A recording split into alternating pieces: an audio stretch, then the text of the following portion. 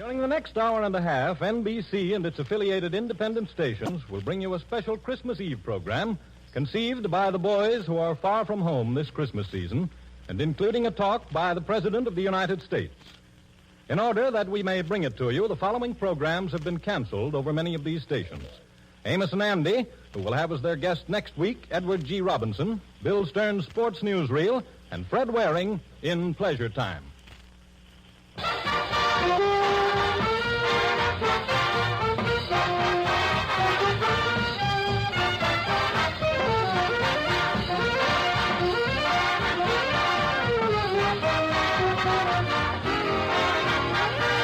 In Hollywood to conduct this worldwide tour are Lionel Barrymore, Bing Crosby, and Bob Hope. And now, let me introduce the man whose portrayal of Scrooge from Dickens' immortal Christmas Carol has become an American tradition this time of the year. Mr. Lionel Barrymore.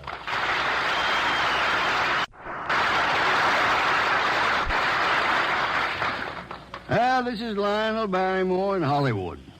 And here it's Christmas Eve. The third our country's experienced in the war. But tonight, I'm not going to play the part of Scrooge. Let me rather take you people of America by the hand to the side of your loved ones fighting in every quarter of the globe.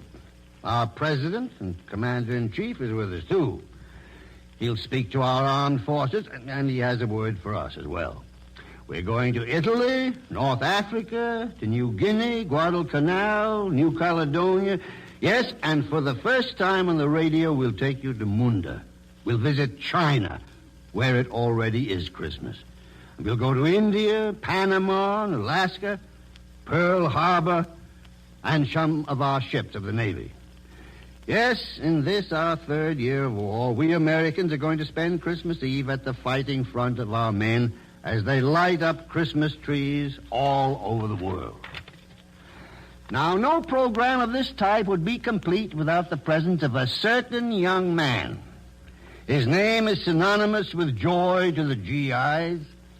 He's had the thrill of meeting most of them face to face, too. Ladies and gentlemen, may I present the guest conductor of this worldwide tour, Bob Hope.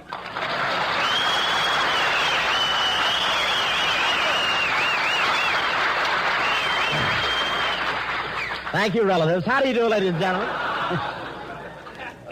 This is Bob Christmas Eve Hope, telling all you Americans to keep backing up our boys, and when Santa comes down from the ice and snow, he'll find us sticking together like Franklin, Winston, and Joe. Yes, sir. I'm very happy to be on this wonderful Christmas Eve show. Christmas is so exciting here. You should see the Christmas trees in Hollywood Boulevard tonight. They floated down from the Yukon last week. I don't mean to say that the snow has been that loose everywhere. I understand it's so cold in the Middle West that even the Republicans are waiting for the fireside chats.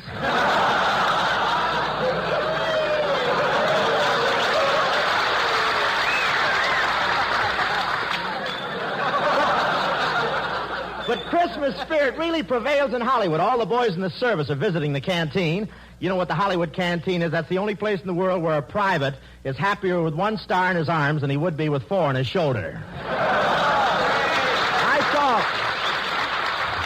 I saw W.C. Fields at the canteen, and he sat next to me, but that's beside the pint. You should see his nose now that they lifted the dim out. It's wonderful. But I love Christmas because that's the time of the year that all my relatives come over and sit around the tree. And to think that only a few years ago, most of them were sitting in it. And it sneaks up on you, doesn't it, huh? And you should see the Christmas cards I got this year. I got one card from Dorothy Lamour with a picture of her and a sarong on it. What a picture. You know how George Washington looks straight ahead on a 2-cent stamp? Well, in this envelope, he keeps peeking over his shoulder. I got a lot of presents, but I received one present I heard ticking, so I threw it right into the bathtub, but I'm afraid I was a little hasty. Now I've got the only clock in the world where the cuckoo comes out every hour and blows bubbles. Crosby gave his kids Indian outfits with real feathers. I don't know where he got the feathers. All I know is that yesterday I saw a stork flying over Los Angeles in a bathrobe.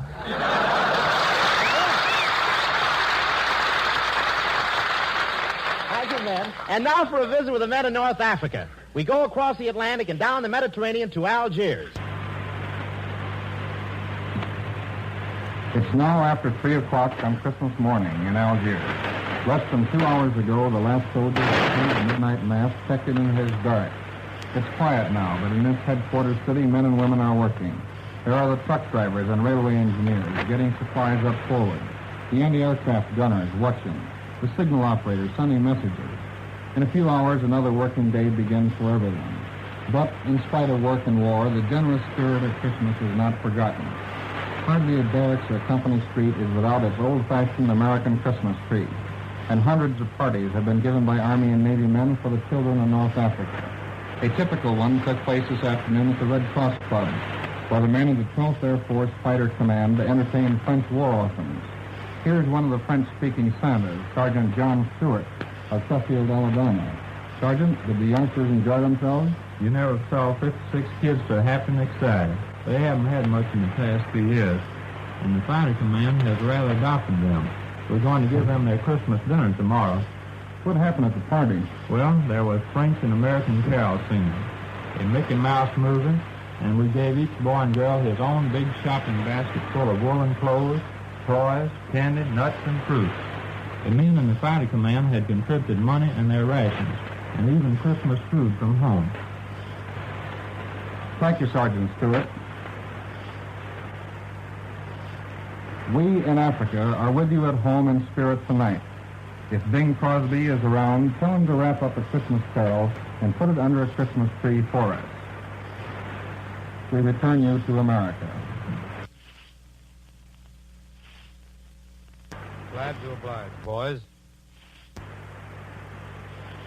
Major Eddie Dunstetter and the Army Air Forces Orchestra is here with us.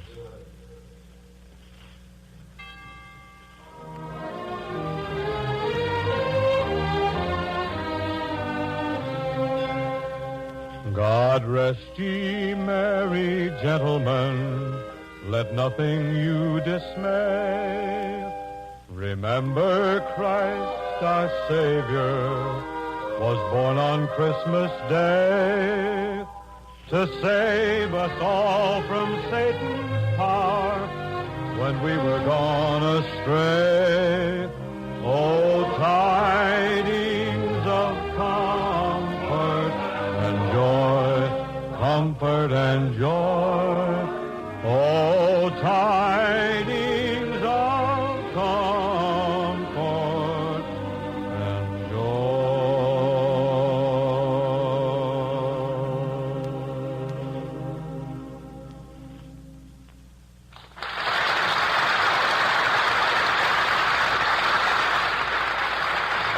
Very fine, Bing. And now to meet some of the men of the Navy's Air Arm. We take you to one of the fightingest carriers of them all, a ship whose name and location must remain secret. Now we are speaking to you from one of the greatest fighting ships in the United States Navy, an aircraft carrier. This is a flat top. We are gathered here on the hangar deck this Christmas Eve, and a Christmas party is in full swing. That's the noise you hear in the background. But here's a Christmas party the likes of which you've never seen before. We're at one end of a tremendous room. In front of us in the cleared space is a gaily decorated Christmas tree glowing with lights of every color. Grouped about the tree, exchanging gifts, are members of the crew, and beyond the crew, one can see airplane after airplane. These men in this aircraft carrier have been in the thick of action ever since the war started. We'd like very much to tell you of their gallant war record, where they've been and what they've done, but that accounting must wait. Suffice to say, the enemy has felt the sting and blows of this floating airport time and time again. Well, now let's move over toward the Christmas tree and meet a few of the crew members. Good evening, sailor. What's your duty aboard ship? I'm a signalman. What's your actual duty? I stand by to receive signals that may change the course and speed of our ship. And how do you like spending Christmas Eve aboard an aircraft carrier? Well, naturally, I'd like to be spending it home with the folks, but I think I have a mighty important job to do here. Good for you, lad. Now, here's a bosun mate second class. What's your battle station, sailor? Sky forward. And where's that? The control station in the forward part of the ship. What do you do there? I help the guns get on target. And where do you hope to be next Christmas? Oh, wrapped around a big piece of lemon pie at home or on Liberty in Tokyo. Good for you. Here's another sailor. How many Christmas Eves have you spent aboard this carrier since war was declared? 4. Your fourth? That's right. Yes, but wait a minute now. This is only the third Christmas since war was declared, isn't it? Yeah, but one Christmas we crossed the international date line, had 2 Christmases 2 days in a row. Christmas 2 days in a row.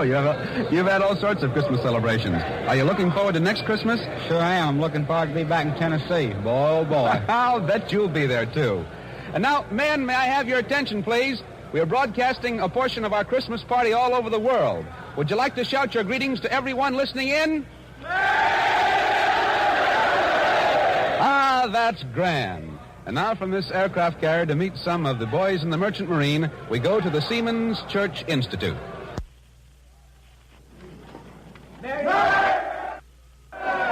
Ladies and gentlemen, we don't think you've met anyone quite like Chief Steward George Jack Kessel of the Merchant Marine, who's here with us at the Seamen's Church Institute.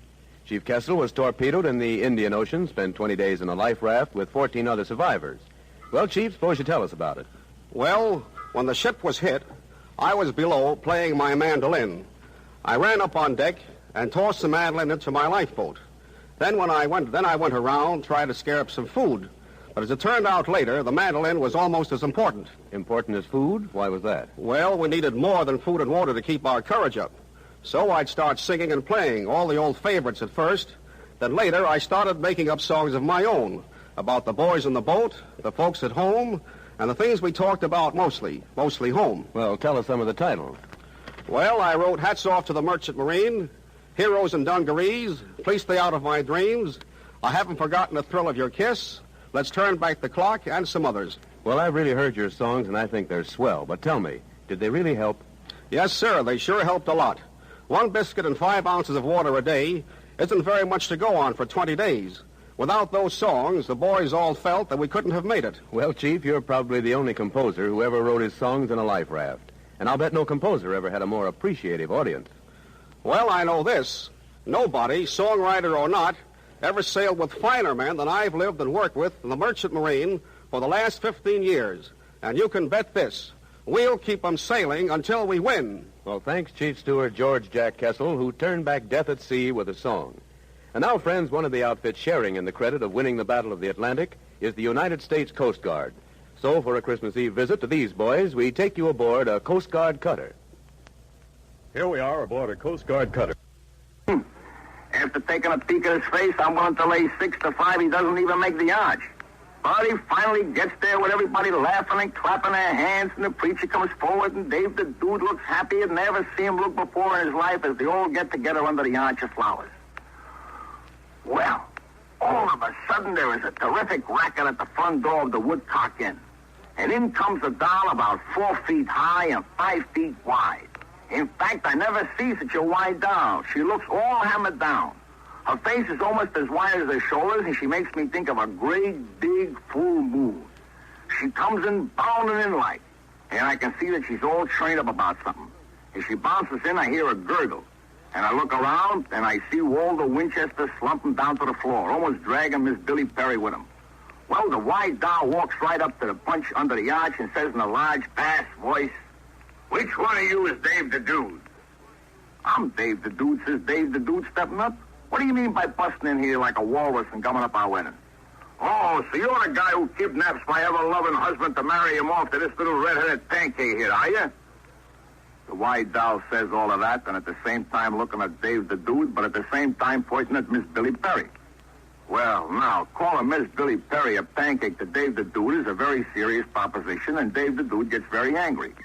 "Now, listen here," Dave the Dude says. "You better take a walk before somebody clips you." Well, that's a very good story, sailor, but apparently not the right story. Now let's go to London. Come in, London.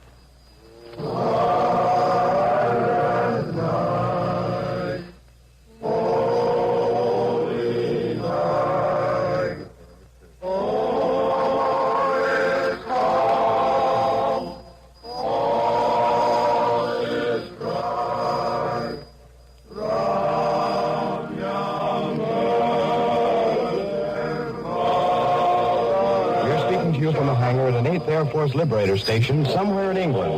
There was a party at the Aero Club tonight. The long, narrow room had been decorated with Christmas trees and evergreen boughs and red crepe paper. 30 of the men, combat and ground personnel, enlisted men and officers got together and sang Christmas carols as a part of the program.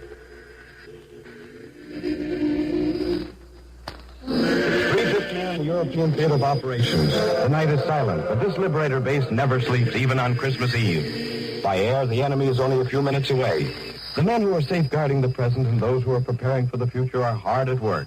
And one of them, whose task is less grim than the others, is Technical Sergeant Nicholas L. Visco of Bridgeport, Pennsylvania. What are you doing at this hour of the morning, Sergeant? Toasting turkeys, and the boys realize that a lot of folks are doing without it, so we can have it here. We want to thank them for the small Christmas present. And that goes for all of us. Would you like to know what I'm doing about dessert? Absolutely. It's ice cream. We save our rations of powdered milk and powdered eggs, and I got a hold of some cocoa and cornstarch, all of which adds up to ice cream. Good deal, Sergeant. Here's another man who works all round hours. Technical Sergeant John R. Wade of Taunton, Massachusetts, a member of the ground crew. Am I right about the hours, Sergeant? We're on 24-hour call, sir. Even on Christmas Eve? Even on a Christmas Eve. And that's why we brought our microphone to your workshop, to let you say Merry Christmas back home tonight. Merry Christmas, Mom, and everybody. And now, speaking for all the gunners in the European theater, is Staff Sergeant John Galanis of Plymouth, Pennsylvania, who has been on 19 missions and wears the Distinguished Flying Cross and the Air Medal with 2 clusters. Well, the best way I can put it is this. There's one ship in our group called Heaven Can Wait. It'd be like heaven to be home for Christmas this year, but heaven not only can, but has to wait until our job is finished. For the pilots, navigators, and bombardiers, First Lieutenant Alan L. Green of Oregon City, Oregon. The lieutenant is 21, has been on 17 missions, and wears the Distinguished Flying Cross, the Purple Heart, and the Air Medal. Lieutenant? Well, I feel the same way the sergeant does. We've enjoyed the presents and the Christmas greetings we've had from home. We'd like to return every Merry Christmas in person, but it's back to duty now. So we might add we have some Christmas presents and some New Year's resolutions here in England. We're planning to deliver to Hitler in person. From England, the armed forces return to the United States. Well, here we are back in Hollywood. Now from America, where it's still Christmas Eve, we take you where it's already tomorrow, Christmas Day, to China. Come in, Chongqing, China. Tonight, all the army men in Chongqing will be dancing at the Victory House as guests of General Xiong Jian. There's no snow in Chongqing like we used to have back home in Kansas, but we're having about everything else a soldier overseas could have this Christmas. To all the boys in China, a very Merry Christmas and a fine New Year. Now from China, we'd like you to meet some of our buddies on duty in India. Over the Himalayas, we go from Chongqing to New Delhi.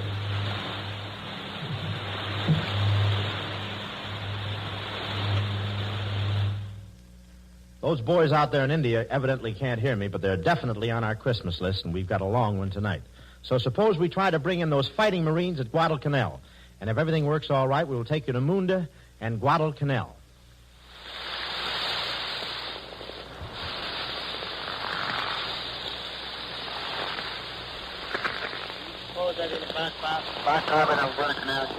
What's the matter with you, Frank? Well, I had to rush to my dinner so I could get in. You know how I feel, don't you? Yeah, me too. We met at dinner. We just had our Texas dinner. Seaman First Class Frank Burleson. And I am Seaman First Class Jim Hornshaw. I'm from Detroit, Michigan, and Frank is from Huntsville, Alabama. Yeah, we rushed up to our turkey stuffing and pudding. Say, Jim, I have it rushed up just as we ran for a festival. That's not so long ago, just a few weeks back. See, I used to look up out of that restaurant and try to think of my folks back to sleep down in Alabama. We can say that again. Let's give the folks a hot country. Act up, I think. Well, while we are speaking about Russia, we sure feel sorry for your folks back home. They tell us we can't drive over 35 miles an hour, but we can't drive over 25. And they're using clothing traffic cop on your sort of stuff. You should have one of these MPs off of you. I bet you the sister now you're dropping. Everyone will say, did you hear Seaman First Class Hornshaw dropping on the radio at Christmas? But we're on the radio. Oh, don't worry about us, grubs, folks. We expected you, grub, but don't put it on Christmas. Any level, it's sure a lot better here than it was last year. Last Christmas, almost everybody spent the holidays in a foxhole. Well, folks, all we really want to say is a Merry Christmas. It's a tough fight, and we'll be home soon, Mom, I hope. I was sitting First Class Frank Burleson, Huntsville, Alabama, sending greetings to his mother and dad and his first sister in Alabama, and my new little brother, Carl, and his new little brother, too. And I want to say greetings to my mother and dad, my brothers and sisters in Detroit. Hey, hopefully I'm listening. This is Seaman First Class Jim Hornshaw on Guadalcanal, switching you to London, New Georgia. Go ahead, remember. This is greeting from the Northern Phone. This is George Thomas Forster speaking from Linda Airfield on New Georgia Island. This is the first broadcast to come out of the Northern Forest. It is 1:20 on Christmas afternoon, and there are two blue jackets standing beside me. I want to tell you about Christmas on New Georgia. Here is Radio Man Second Class, Charles Bashara, of Beaverton, New York. Thanks, Mr. Foster. I'd like to introduce my pal, Gunner's Mate Third Class, Robert Noyers. Robert from Calhoun, New York. Thanks, Charlie. What do we do now? Well, Charlie used to be on station WFYR in Syracuse, New York. So the show is yours, Charlie. Yes, but this is sure different than broadcasting from WFYR. We're not near the member airfield at the top of the hill that the Japs were trying to bomb off the map only a few weeks ago. And we had a plane going where an open with a back said it's not like Syracuse, and it's sure not like Christmas at home, eh, Bob? It sure isn't. We're standing here with our shirts off, and it's still plenty hot in there. In fact, I'm soaking wet. Maybe I'm not. One thing, we didn't have a slow down just a half hour ago. I've got the menu here. Shall I read it, Charlie? Sure, go ahead. Roast turkey, vivid gravy, pig dressing, and butter cornflakes. With potatoes, scrambled sauce, ice cream, and chocolate cake. Candy, cigarettes, and coffee, and Merry Christmas. Remember last Christmas, Bob? And we were wondering where we would be this Christmas. Yeah, well, here we are. And here we stand till we run those dirty little yellow. Wait a minute, Bob. We're on the air. And while we are, I'd like to say greetings to my mom and dad and my whole family and the staff at WFYR. I hope to be back with you soon. Me too. Christmas greetings to my mom and dad and family in Calhoun. And a special greeting to Ruth. I want to get this out. We're going to go home and read it all night. Thank you, fellas. Thank you, Charlie, and Bob Desnoyers. I hope you're faithful listening because you're on the first broadcast of winter. This is your NBC war reporter, George Thomas Foster, speaking from New Georgia in the Northern Forest. I now put you to the mainland.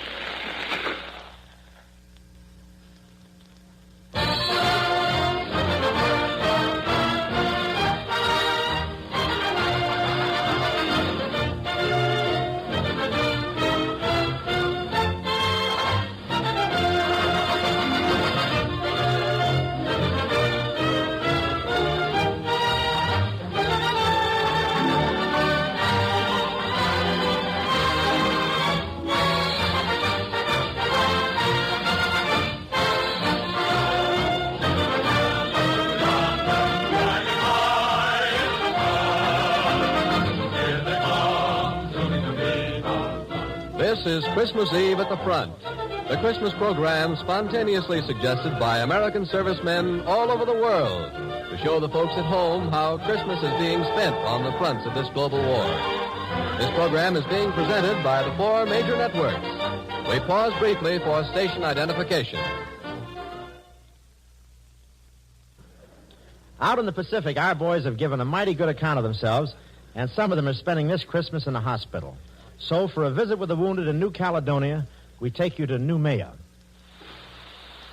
This is Noumea, New Caledonia. It's the afternoon of Christmas Day here, while you at home are getting ready for your Christmas. This program comes to you from the ward in an Army hospital. There are rows of white cots occupied by our boys who have been injured in battle. Let's listen to Miss Boyer, the day nurse, who's talking to one of the patients. Well, Charles, how are you making out with that turkey? I can do it all right. I've got to learn to do things for myself. See? You showed me the last time how to untie a knot with my thumb and third finger. There, I've got it. Well, I'm supposed to take you in a jiffy, and none of them fine. Golly, Sandy and sisters, too. I knew you'd figure out how to get into that one. You know you've helped me a lot, Miss Boyer. Everybody has. Just think, I get you sing now twice a week over the radio. Where'd you learn to sing, Charles? Back home. That's what I did before the war. My last job was in Baltimore. And when I get back to the States, the Army will fix me up with a new leg, and you don't need an arm to sing with. I'll get along fine when I get that leg. I know you will, Charles. So, Charlie, how about a song? Yes, give us White Christmas. Tom, get that guitar beside your bed, and we'll have a bit of music. Okay, if Charlie will sing. Sure, I'll sing, but I won't. I'll let you a Christmas.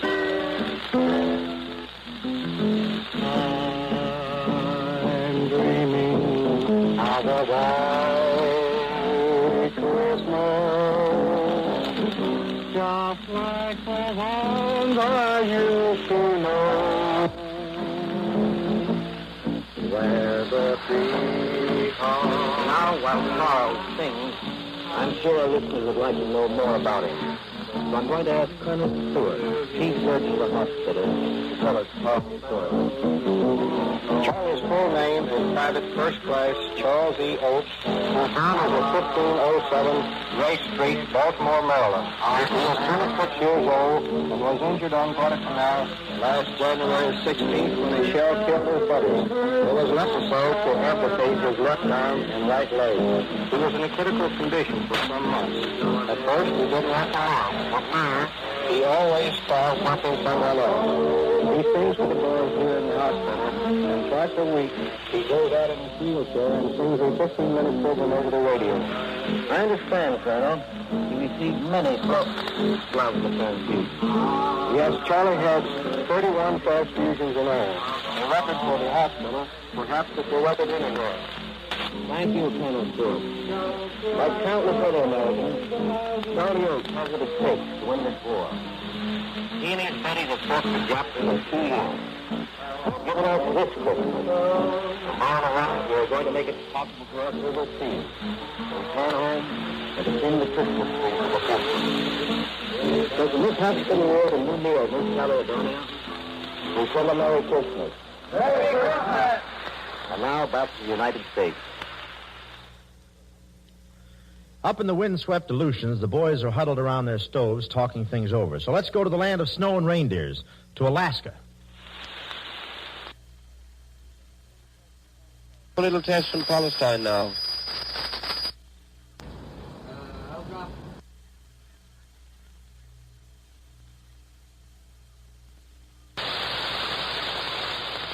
Come in, Alaska.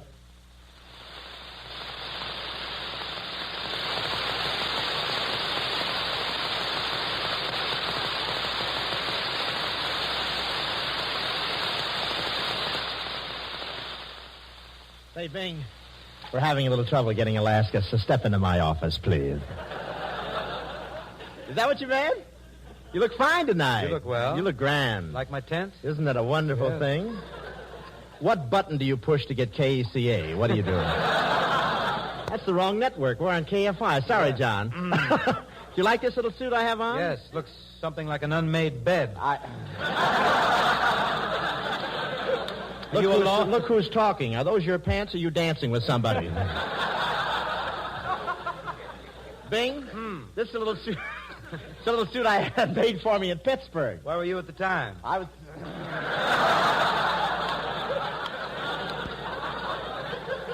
Nevertheless, I like it and I'm going to buy it. I think it looks good, don't you? Yes, love it. Do you like that? Why don't you take the hanger out?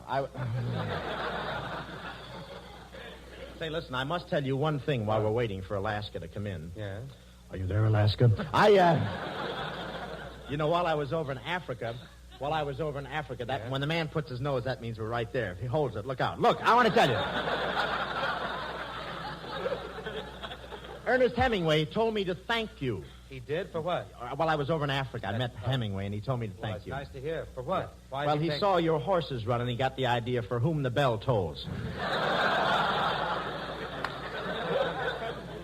You know, I had a wonderful time over there. Is it true that your horses are the only ones that have racks for their canes? Is it true? Lies. All lies. Filthy lies. Filthy lies. My horses haven't much speed, but they have lovely personalities, always. They're charming horses. They are. Yes. They're some of the finest horses in Dr. Townsend's club. I want to tell you that. Listen, another thing. Listen, Bing, I want to know one thing. Why were you late for rehearsal tonight? I couldn't get here any sooner. What do you mean you couldn't something get here? very serious happened on the way to the broadcast. I stopped at the stables to see my charges. You did? Is that right? I understand you have new stables down there by the Southern Pacific where the Super Chief goes by. That's right. The other day, the Super Chief went by and Bing lined all his horses up and said, "See, that's what I mean."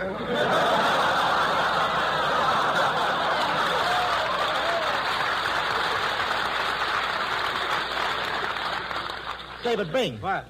How about this right here? You want to cut in clever, right there? Yes. Christmas Eve and every other night is silent night for the men in the submarine service.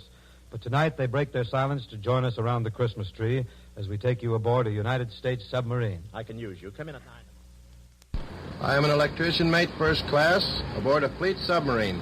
In speaking for all submarine men, I want to say to our wives and kids back home, to Mother and Dad, and to the sweethearts who wait our return, Merry Christmas and a Happy New Year from Uncle Sam's Submarines. I am the mail orderly aboard, and for a while my job was pretty tough with all the packages and mail for the crew. How did you make out, Joe? Swell. Enough cigarettes to last 2 months and a picture of my best gal. And you, Swede? Well, I got a big fruitcake from home, but made the mistake of opening it up in the mess room. And how about you, Frenchie? You know, the little woman is living back on the East Coast. Well, I got a card saying, Merry Christmas. Please send check. Rent overdue. Boy, things must be pretty tough back there. Boy, you said it. How about you, Chief? Well, the best package all of us could get right now is a big, fat Jap cruiser. Right in hell, that's right. Yes, sir. Did you see those turkeys Cookie is working on in the galley? Yeah, and all the trimmings, too. Here we go again. Take her down. Level off at periscope depth. Battle station submerged.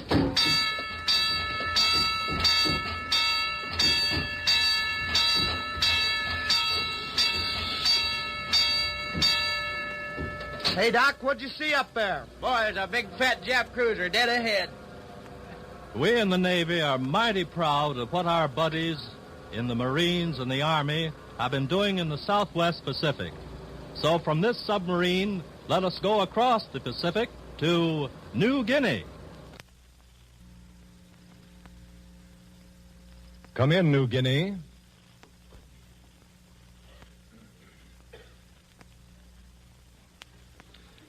Say, we're mighty sorry the boys in New Guinea can't hear us right now. We had them on the line just a moment ago, and this is the message they sent us. It's Christmas Day here in New Guinea. All over this island, American and Australian troops, together with their native helpers, have managed to observe the holiday to the best of their ability. Some were able to sing a carol or two last night, and a surprising number contrived to attend the religious services held last night and still being conducted today from the north bank of the Massawong River to the bomb-scarred chapels of Port Moresby. But everyone found time to open his presents and read his mail. Other than these activities, Christmas on New Guinea is a case of it being Saturday and another day of war. Trucks going toward or coming back from the war. Planes are either going out or returning from combat missions. And every once in a while, a line of natives passes by, silent and intent on holding up their end of the fight. I wish you had a chance to talk to some of our boys out here. There is Staff Sergeant Paul Blasewitz, formerly the Bronx of New York City, and now with the Troop Carrier Command. Blasewitz is a tail gunner in a flying fortress. Only they don't carry bombs, they carry freight. They call them fighting freighters because that's where they haul things they've also got to be able to fight. This is his second Christmas out here, but he says this one is a lot better than last year because they're better organized for things like Christmas. For instance, this morning he made his usual run, but by the time we hauled some stuff over to the boys at Arroway, that's over on New Britain, and the Japs didn't give us any trouble at all. Just now, Blasewitz is taking it easy, waiting for the next job to come along. And then there are the Australians down here. Boy, what a bunch of fighting men. Just now, many of them are spending their Christmas up in the Ramu Valley. You know, they've got a funny custom in the Australian Army. All of the officers roll up their sleeves and serve the Christmas dinner to the enlisted men. And that's going on today wherever the Aussies are fighting. And that's what's happening out here in New Guinea. We know that all you people back home are working with all your might to make such a broadcast as this completely unnecessary on Christmas Day of 1944. And that's the message. Well, believe me, fellas, we can't wait till the American forces return to the United States, but we realize there still is a big job ahead. A very big job to be done on both sides of the war and home fronts, and the sooner we finish both jobs, the sooner our boys will come home. You know, Robin, the Navy is doing a huge share of that job, too. Boy, you can say that again, Bing.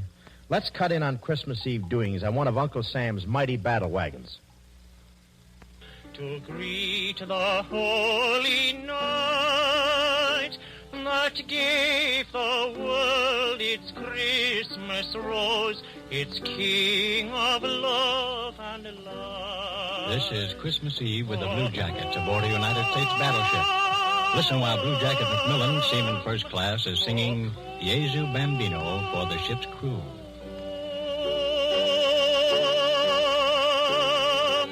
Oh, come, let us adore him.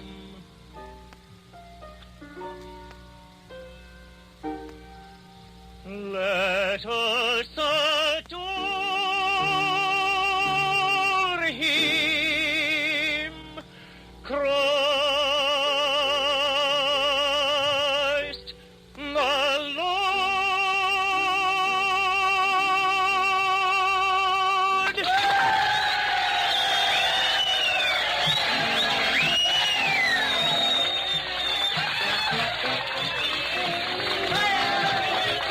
service is taking place down in Crew's quarters with the men gathered around their tree. It's a swell party that's been going on for some time, and there's lots more to come. Here's Chester William Smith, who has been emceeing the fun for the crew. Chet, are the boys having a good time? Yes, sir. Did the men get all their packages and mail from home? You bet. And all those packages and all that mail made it a great Christmas. Okay, fella. We know you're going to top it all off with the grand turkey dinner tomorrow, but right now, let's get back over there with the band and sailing, sailing.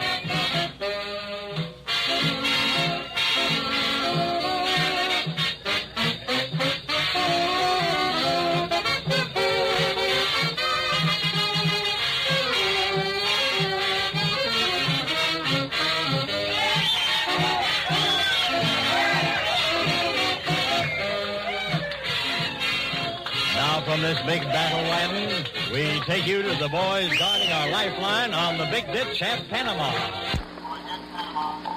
This is Corporal Harvey Chester speaking from Panama. With me is Corporal Wesley Parsons, one of the men who carved out the jungle positions protecting the canal. What are the boys doing at your position tonight, Wes? 100% of them are thinking about Christmas back home. Well, so am I, but that's not all, I hope. No, as a matter of fact, the boys are having a Christmas dance right now. For the first time since we put in that position, there are some girls there. I'll bet that Christmas party is different from the ones back home. It sure is. Instead of snow on the ground, we have green grass. There's a warm breeze and the birds are singing. Oh, how about Christmas services, Wes? There aren't enough chaplains to go to all positions, but we'll hear the midnight service over the radio. Turkey dinner tomorrow? You bet, with all the trimmings. I'm going to wish a Merry Christmas to my folks in Charleston, West Virginia, Wes. Where are yours? Detroit, Michigan. Merry Christmas. From the jungles of Panama, and with a Christmas greeting to all, we take you to Hawaii. This is Sergeant Merle Miller of the United States Army speaking from the Central Pacific area. Naturally, our thoughts turn toward home on this third Christmas Eve since Pearl Harbor, and all of us wish we could be with our families and friends. We're not exactly without friends, but no matter how well you get along with your buddies, they don't take the place of the folks you've left behind. If opening gifts and having a good dinner were all, Christmas overseas would leave little to be desired, but of course there's more to it than that. However, there's going to be plenty of turkey all around, and most of us already have received a generous stack of mail from home. Summing up our observation of the news from the home front, we wonder if victory couldn't be stepped up if there was less time spent on small-town politics, labor disputes, and ballyhoo. We're not kicking, we just wonder. Over here, where all work is considered essential war work, the activities of the civilian and military population are not too widely separated.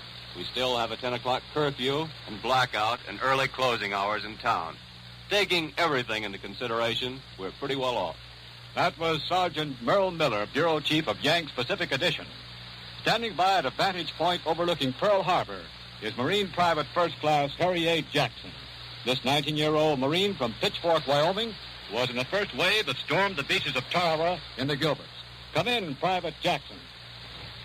Since December 7th, 1941, when Christmas was all but totally blacked out, Pearl Harbor is slowly but surely being avenged. Coral Sea, Midway, Guadalcanal, Kiska, and Attu. And now the Gilberts. And after you've been through Tarawa, you begin to realize, maybe for the first time in your life, what Christmas is all about. It's a lot more important to you. And I don't mean just getting presents either. On Tarawa, you don't think a hell of a lot about Christmas. But on Christmas, you think a hell of a lot about Tarawa. Us fellas that are fighting out this way are backed by a vast civilian force of skilled workers at Pearl Harbor, whose job it is to keep us and our gear fit to fight. These Pearl Harbor workers are able to take time out this Christmas to celebrate the birth of him who promised peace on earth. But the pause this Christmas will be a brief one, because every fighting one of us is on the road that leads to Tokyo, and Tokyo knows we're on the way. From Pearl Harbor, where the stars and stripes still fly, and the Christmas tree lights are on again, it's a Merry Christmas to you all at home. 2,000 years ago, a star shone down over Bethlehem, and the angels heralded peace on earth, goodwill to men. Today there is no peace, and goodwill is shriveled in the flame and smoke of battle, in the hatred and greed of men. Today the star of Bethlehem shines down on gleaming bayonets, and the 3 wise men no longer roam the plains of Judea, bearing gifts and ointments. Today there are tanks bearing death and destruction, stalking the plains of the earth in search of human prey. And yet, the star still shines over Bethlehem, and there are still men of goodwill in every nook and corner of the earth, fighting and praying that peace may be restored to the world, that men may learn how to live with one another in peace and tranquility, that their children may walk in the majesty of the Lord, unafraid and unopposed. We take you now to Bethlehem, where the star and promise shine forth as they did 2,000 years ago. It's 4 in the morning here, so we're speaking to you from Christmas Day, after the traditional services at Bethlehem, which marked again the birth night of our Savior. Here with me are Chaplain James A. Carey and 2 typical American soldiers, Sergeant Walter Bowler of Brooklyn and Sergeant Earl Getchoff of Detroit. They're speaking to you from the Holy Land as representatives of the American Army in the Middle East. Earl, will you go first? Tonight, I knelt with 60 other American boys on the site of the stable where Christ was born. An American chaplain officiated at a mass there. It was only one of many such services, but it was the first participation of the American Army in the Bethlehem ceremony. It certainly was fine, wasn't it, Earl? I kept remembering, as I watched the ceremonies in the church of the Nativity, that Christmas had been celebrated there for 1,600 years. Me too, Walter. It's been a Christmas Eve I'll never forget. The church was filled with uniformed men, Americans, British and Polish. So I knew there was still a war on, but somehow or other I felt there would soon be peace on earth again. And you, Chaplain Carey?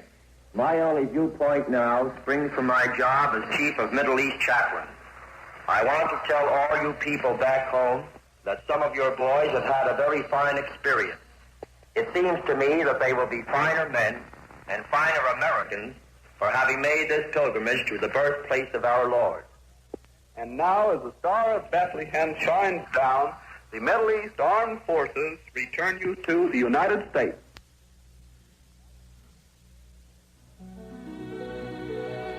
Oh, come, all ye faithful, joyful and triumphant.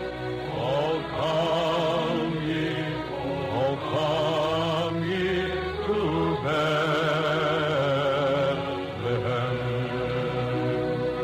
Come and behold him, born the King of angels.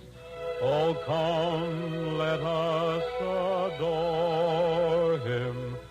Oh, come, let us adore him.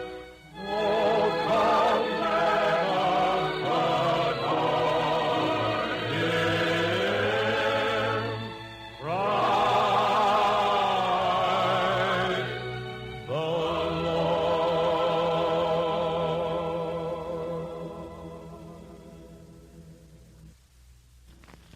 Earlier today, the President delivered an important address to many of our people stationed overseas and to those of us at home. In order that those who didn't hear his message may have an opportunity to hear it, we present a recording of that speech. Ladies and gentlemen, the President of the United States. My friends, I have recently returned from extensive journeyings in the region of the Mediterranean and as far as the borders of Russia. I have conferred with the leaders of Britain and Russia and China on military matters of the present, especially on plans for stepping up our successful attack on our enemies as quickly as possible and from many different points of the compass. On this Christmas Eve, there are over 10 million men in the armed forces of the United States alone. 1 year ago, 1,700,000 were serving overseas. Today, this figure has been more than doubled to 3,800,000 on duty overseas. And by next July 1st, that number overseas will rise to over 5 million, men and women. That this is truly a world war was demonstrated to me when arrangements were being made with our overseas broadcasting agencies for the time for me to speak today to our soldiers and sailors and Marines and merchant seamen in every part of the world. In fixing the time for this broadcast, we took into consideration that at this moment here in the United States and in the Caribbean and on the northeast coast of South America, it is afternoon. In Alaska and in Hawaii and the mid-Pacific, it is still morning. In Iceland, in Great Britain, in North Africa, in Italy, in the Middle East, it is now evening. In the Southwest Pacific, in Australia and China and Burma and India, it is already Christmas Day. So we can correctly say that at this moment, in those far eastern parts where Americans are fighting, today is tomorrow. But everywhere throughout the world, through this war that covers the world, there is a special spirit that has warmed our hearts since our earliest childhood. A spirit that brings us close to our homes, our families, our friends and neighbors, the Christmas spirit of peace on earth, goodwill toward men. It is an unquenchable spirit. During the past years of international gangsterism and brutal aggression in Europe and in Asia, our Christmas celebrations have been darkened with apprehension for the future. We have said Merry Christmas and Happy New Year, but we have known in our hearts that the clouds which have hung over our world have prevented us from saying it with full sincerity and conviction. But even this year, we still have much to face in the way of further suffering and sacrifice and personal tragedy. Our men who have been through the fierce battles in the Solomons and the Gilberts and Tunisia and Italy know from their own experience and knowledge of modern war that many bigger and costlier battles are still to be fought. But on Christmas Eve this year, I can say to you that at last we may look forward into the future with real, substantial confidence that however great the cost, peace on earth, goodwill toward men can be and will be realized and ensured. This year I can say that. Last year I could not do more than express a hope. Today I express a certainty, though the cost may be high and the time may be long. Within the past year, within the past few weeks, history has been made. And it is far better history for the whole human race than any that we've known or even dared to hope for in these tragic times through which we pass. A great beginning was made in the Moscow Conference last October by Mr. Molotov, Mr. Eden, and our own Mr. Howe. There and then the way was paved for the later meetings.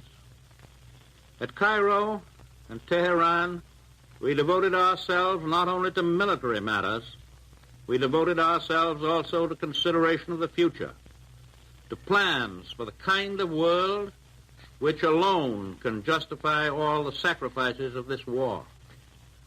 Of course, as you all know, Mr. Churchill and I have happily met many times before, and we know and understand each other very well. Indeed, Mr. Churchill has become known and beloved by many millions of Americans, and the heartfelt prayers of all of us have been with this great citizen of the world in his recent serious illness. The Cairo and Tehran conferences, however, gave me my first opportunity to meet the Generalissimo, Chiang Kai-shek. and Marshal Stalin, and to sit down at the table with these unconquerable men and talk with them face to face. We had planned to talk to each other across the table at Cairo and Tehran, but we soon found that we were all on the same side of the table. We came to the conferences with faith in each other, but we needed the personal contact. And now we have supplemented faith with definite knowledge. It was well worth traveling thousands of miles over land and sea to bring about this personal meeting and to gain the heartening assurance that we are absolutely agreed with one another on all the major objectives and on the military means of obtaining them. At Cairo, Prime Minister Churchill and I spent 4 days with the Generalissimo, Chiang Kai-shek. It was the first time that we'd had an opportunity to go over the complex situation in the Far East with him personally. We were able not only to settle upon definite military strategy, but also to discuss certain long-range principles which we believe can assure peace in the Far East for many generations to come. Those principles are as simple as they are fundamental. They involve the restoration of stolen property to its rightful owners and the recognition of the rights of millions of people in the Far East to build up their own forms of self-government without molestation. Essential to all peace and security in the Pacific and in the rest of the world is the permanent elimination of the Empire of Japan as a potential force of aggression. Never again must our soldiers and sailors and Marines and other soldiers and sailors and Marines be compelled to fight from island to island as they are fighting so gallantly and so successfully today. Increasingly powerful forces are now hammering at the Japanese at many points over an enormous arc which curves down through the Pacific from the Aleutians to the jungles of Burma. Our own Army and Navy, our air forces, the Australians and New Zealanders, the Dutch and the British land, air, and sea forces are all forming a band of steel which is slowly but surely closing in on Japan. And on the mainland of Asia, under the Generalissimo's leadership, the Chinese ground and air forces, augmented by American air forces, are playing a vital part in starting the drive which will push the invaders into the sea. Following out the military decisions at Cairo, General Marshall has just flown around the world and has had conferences with General MacArthur and Admiral Nimitz, conferences which will spell plenty of bad news for the Japs in the not-too-far distant future. I met in the Generalissimo a man of great vision, great courage, and a remarkably keen understanding of the problems of today and tomorrow. We discussed all the manifold military plans for striking at Japan with a decisive force from many directions, and I believe I can say that he returned to Chongqing with the positive assurance of total victory over our common enemy. Today, we and the Republic of China are closer together than ever before in deep friendship and in unity of purpose. After the Cairo conference, Mr. Churchill and I went by airplane to Tehran. There, we met with Marshal Stalin. We talked with complete frankness on every conceivable subject connected with the winning of the war and the establishment of a durable peace after the war. Within 3 days of intense and consistently amicable discussions, we agreed on every point concerned with the launching of a gigantic attack upon Germany. The Russian army will continue its stern offensives on Germany's eastern front. The Allied armies in Italy and Africa will bring relentless pressure on Germany from the south. And now the encirclement will be complete as great American and British forces attack from other points of the compass. The commander selected to lead the combined attack from these other points is General Dwight D. Eisenhower. His performances in Africa, in Sicily, and in Italy have been brilliant. He knows by practical and successful experience the way to coordinate air, sea, and land power. All of these will be under his control. Lieutenant General Carl Spaatz will command the entire American strategic bombing force operating against Germany. General Eisenhower gives up his command in the Mediterranean to a British officer whose name is being announced by Mr. Churchill. We now pledge that new commander that our powerful ground, sea, and air forces in the vital Mediterranean area will stand by his side until every objective in that bitter theater is attained. Both of these new commanders will have American and British subordinate commanders whose names will be announced to the world in a few days. During the last 2 days in Tehran, Marshal Stalin, Mr. Churchill, and I looked ahead to the days and months and years that will follow Germany's defeat. We were united in determination that Germany must be stripped of her military might and be given no opportunity within the foreseeable future to regain that might. The United Nations have no intention to enslave the German people. We wish them to have a normal chance to develop in peace as useful and respectable members of the European family.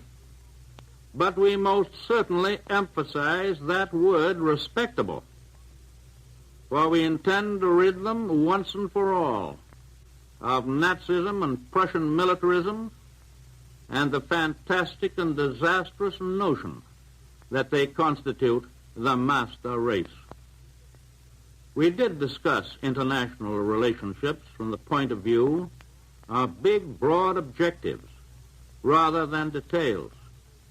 But on the basis of what we did discuss, I can say even today that I do not think any insoluble differences will arise among Russia, Great Britain, and the United States. In these conferences, we were concerned with basic principles which involve the security and the welfare and the standard of living of human beings in countries large and small. And somewhat ungrammatical colloquialism, I may say that I got along fine with Marshal Stalin. He is a man who combines a tremendous, relentless determination with a stalwart good humor. I believe he is truly representative of the heart and soul of Russia, and I believe that we are going to get along very well with him and the Russian people, very well indeed. Britain, Russia, China, and the United States and their allies represent more than 3/4 of the total population of the earth. As long as these four nations, with great military power, stick together in determination to keep the peace, there will be no possibility of an aggressor nation arising to start another world war.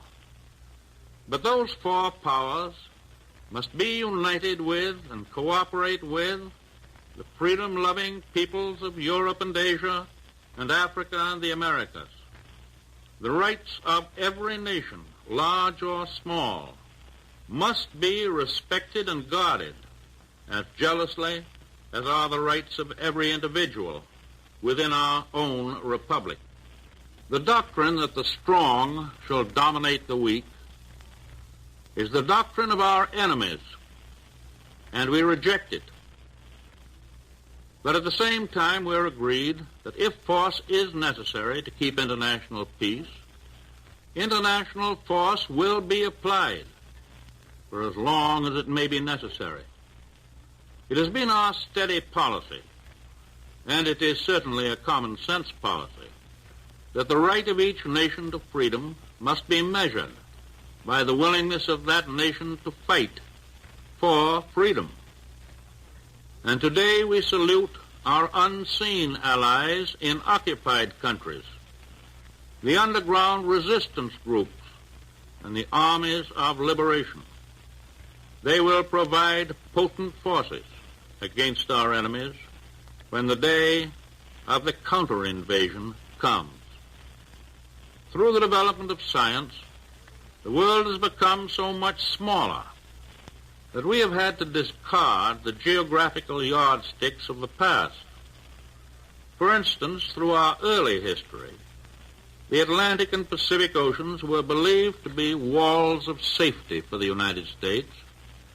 Time and distance made it physically possible, for example, for us and for the other American republics to obtain and maintain independence against infinitely stronger powers. Until recently, very few people, even military experts, thought that the day would ever come when we might have to defend our Pacific coast against Japanese threats of invasion. At the outbreak of the First World War, relatively few people thought that our ships and shipping would be menaced by German submarines on the high seas, or that the German militarists would ever attempt to dominate any nation outside of Central Europe. After the armistice in 1918, we thought and hoped that the militaristic philosophy of Germany had been crushed, and being full of the milk of human kindness, we spent the next 20 years disarming, while the Germans whined so pathetically that the other nations permitted them and even helped them to rearm. For too many years, we lived on pious hopes that aggressor and warlike nations would learn and understand and carry out the doctrine of purely voluntary peace. The well-intentioned but ill-fated experiments of former years did not work. It is my hope that we will not try them again. No, that is putting it too weakly. It is my intention to do all that I humanly can as President and Commander-in-Chief to see to it that these tragic mistakes shall not be made again. There have always been cheerful idiots in this country who believed that there would be no more war for us if everybody in America would only return into their homes and lock their front doors behind them. Assuming that their motives were of the highest, events have shown how unwilling they were to face the facts. The overwhelming majority of all the people in the world want peace. Most of them are fighting for the attainment of peace, not just a truce, not just an armistice, but peace that is as strongly enforced and as durable as mortal man can make it. If we are willing to fight for peace now, is it not good logic that we should use force if necessary in the future to keep the peace? I believe and I think I can say that the other three great nations who are fighting so magnificently to gain peace are in complete agreement that we must be prepared to keep the peace by force. If the people of Germany and Japan are made to realize thoroughly that the world is not going to let them break out again, it is possible and I hope probable that they will abandon the philosophy of aggression. the belief that they can gain the whole world, even at the risk of losing their own souls. I shall have more to say about the Cairo and Tehran conferences when I make my report to the Congress in about 2 weeks' time. And on that occasion, I shall also have a great deal to say about certain conditions here at home. But today, I wish to say that in all my travels, at home and abroad, it is the sight of our soldiers and sailors and their magnificent achievements which have given me the greatest inspiration and the greatest encouragement for the future.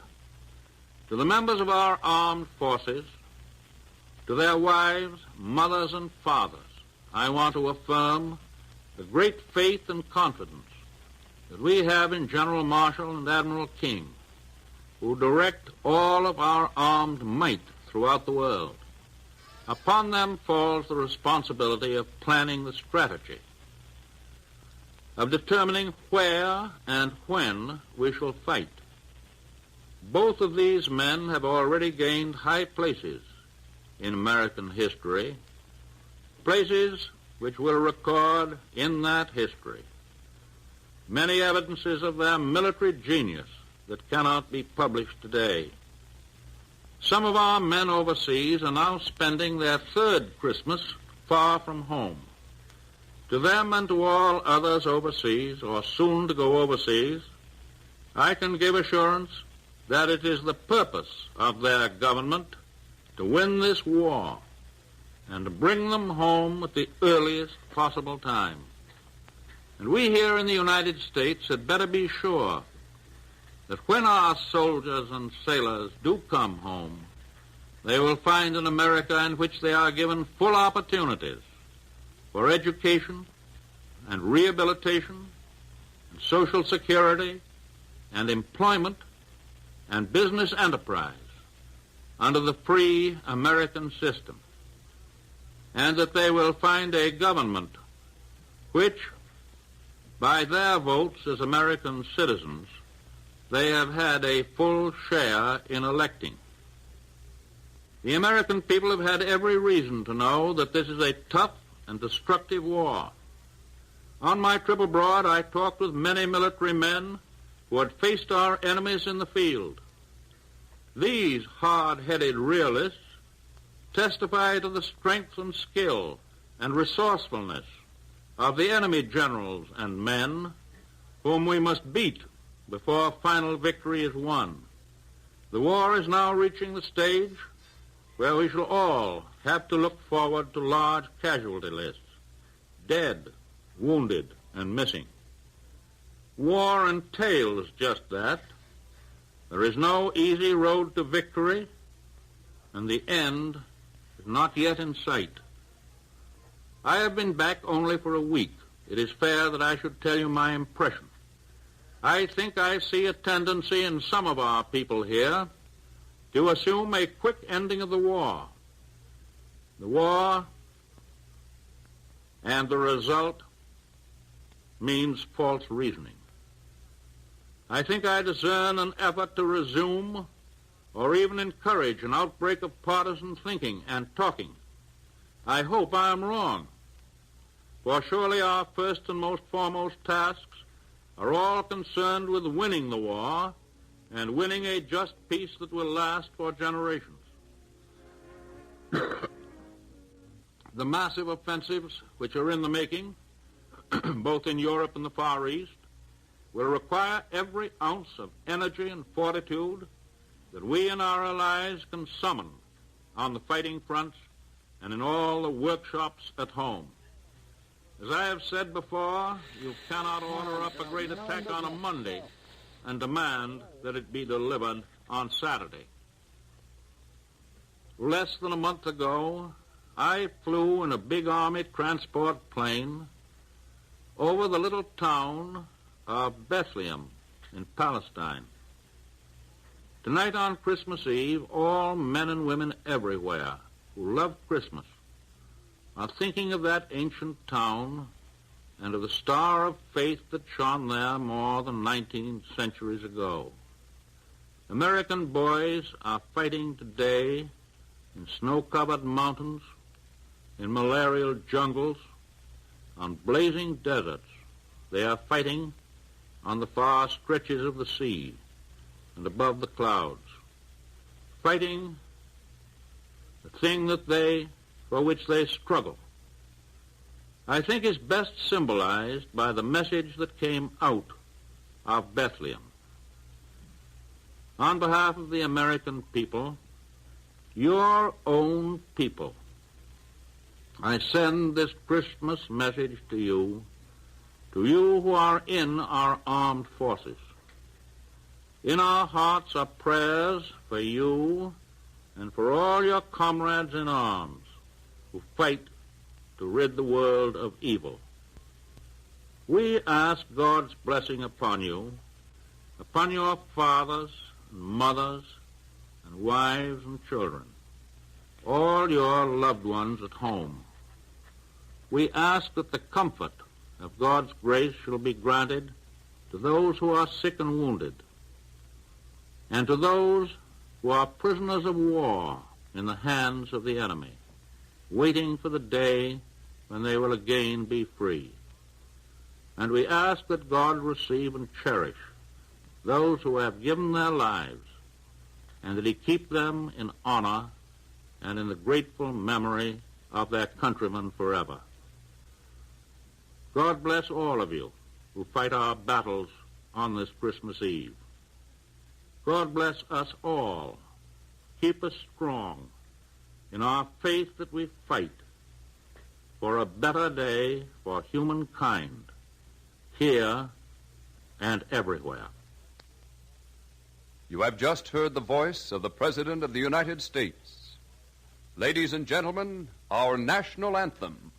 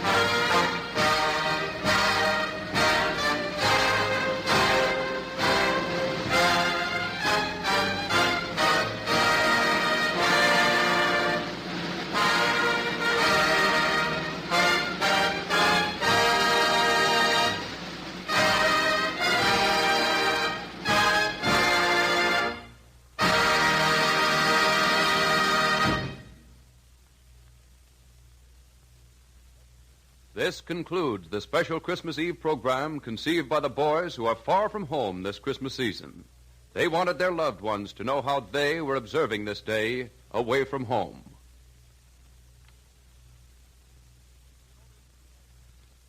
In order that we might bring you the special program just concluded, the following programs, usually heard over many of these stations, were canceled tonight. Amos and Andy, Bill Stern's Sports Newsreel, Fred Waring in Pleasure Time, and Fleetwood Lawton. This is the National Broadcasting Company.